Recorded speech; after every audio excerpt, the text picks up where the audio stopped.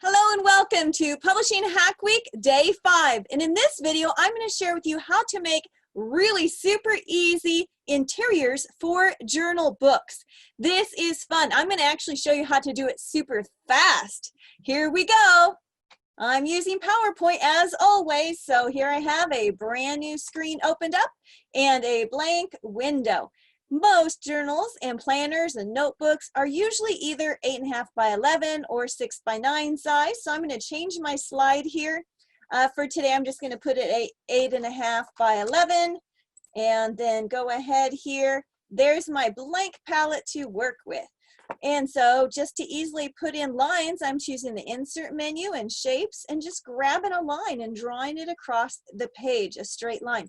I'm going to make this line black and then also make it just a little bit thicker. There we are. So now I have a line. I'm just going to copy and paste that to duplicate it. And then the really great thing I love about PowerPoint is that everything just snaps right to the lines where it needs to go. So it's so easy to line things up. PowerPoint just rocks in that department rather than having to use other programs to do it with. There we go. Now I have some lines just like that, like a journal. Of course, I can make the lines tighter spaced or narrower either way. Now, one thing you might like to do on this journal page is even add a space at the top up here on the edge or even on the center area. Let's make that be the same weight as the other lines. There we go. To either put the date or something at the top here. I'm going to duplicate this slide and then put this over on the other side because maybe I want to have different right pages and left pages in my book.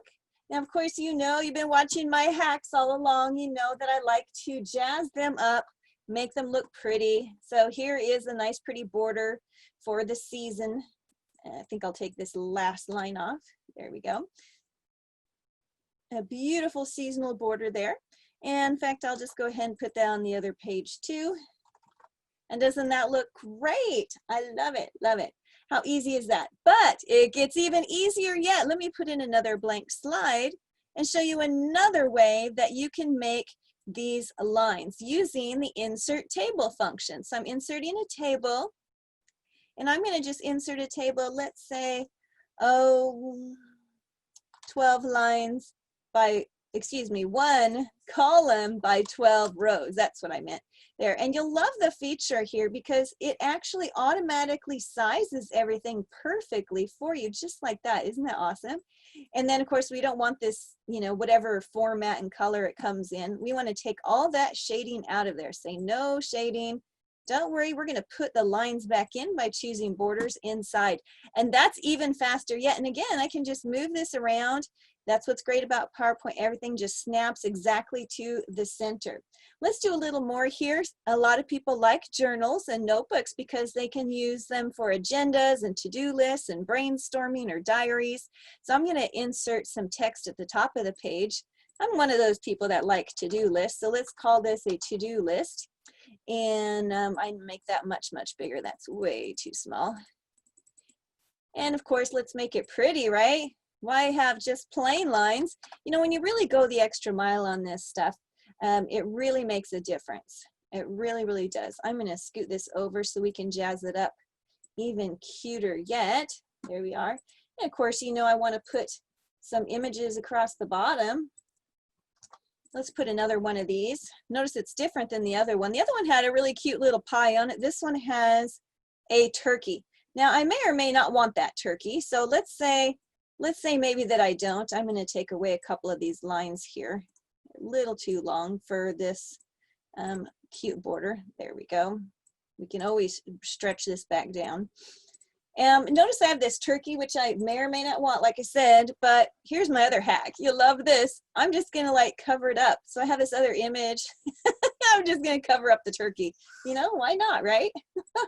I don't have to have it if I don't want to. So if you have something that's in your if you have something that you don't want on your page, just cover it up. There we go. I meant to put these cute little borders here. They're kind of nice little doodad for the top of the page. There we go. To-do list. And then since it's a to-do list, people like to check the box off. So let's put some boxes on here. So I'm going to insert a shape. There we go. And then just put some boxes on these lines here. I'm just going to copy and paste them. And then that'll make it easier for me then I don't have to recreate them all the time if I just copy and paste them. There we go. And one more set. Oh, it looks like we got one more to make. And it's back to that default color. I like blue, but it doesn't match here. So let's coordinate it. Let's fill this up with something like, oh, something like a nice gold to match everything. I don't want that outline there. And then how about this one? We'll fill it up with, ooh, that one's good. I like that right there. And put no outline. Now quickly, I'm just going to use that feature that's Format Painter. And then just come in and let it format paint each one of these. And that's going to save me having to go and recreate those. There we go. How fast is that? That's a beautiful to-do list. Looks really, really pretty. And you know, really, who can't do that? It's just plain lines and a little bit of creativity on the page.